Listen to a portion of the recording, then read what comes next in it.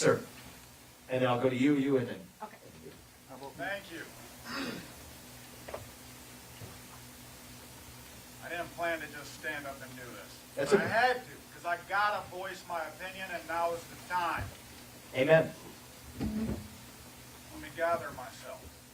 You want me to go here and then come back to you? Yeah. That's fair enough. Let me do that. Let's go to this woman right here. We'll come back to you. All right. First, we know the media tells lies. Is there anything you can do to make sure the truth comes out for all Yes. people? And with winning the election, how do you think you will win the election when we know there's voter fraud? Okay, so let me answer two deep questions. I'll go quick. First and shortest thing I'm doing is at least calling out the media's lies on their own turf.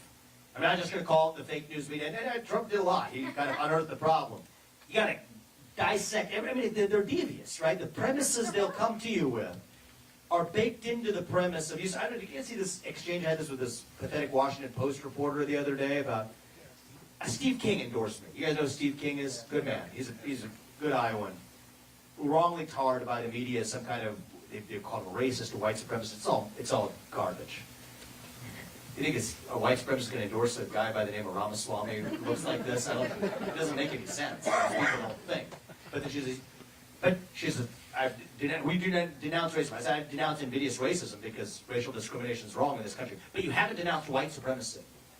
Well, if you could tell me what white supremacy is, maybe I could tell you whether I denounce it. But the left is telling you that it's being on time. Punctuality is white supremacy. The written word is white supremacy. I'm not making this up. There's a museum at the Smithsonian that says exactly, delineates the markers of white supremacy. So part of the way I'm doing this is by not hiding from the media. A lot of Republicans have fallen into this trap, so they only talk to friendly networks or pre-script their settings. You have other candidates in this race that won't, pre-screen exactly who's in this room. I promise you wouldn't pre-screen the questions. There's no fake planted questions.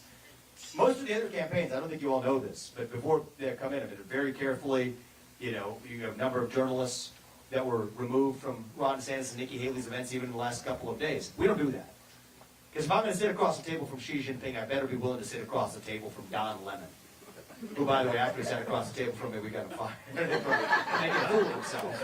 And that's how we show up and win. So that's how I look at that. The second point is on the election. So I didn't mention this before. Because the promises I make are the promises that, in my case, I can get done without Congress. I'll get it done as your next president without asking anybody for permission or for forgiveness.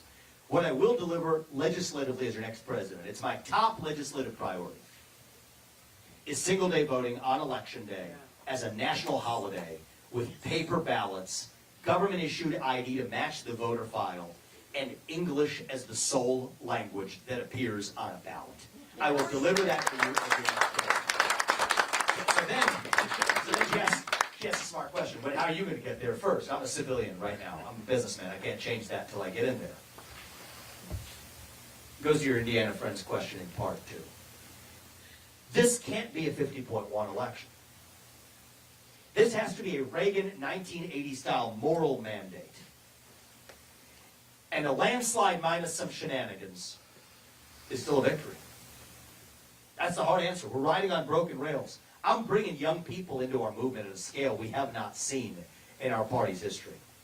We're bringing libertarians and others along who stand for the same liberty-oriented principles that we do, but haven't thought of themselves as traditional Republicans. That is what it's going to take. A landslide minus a margin. What's that? How do you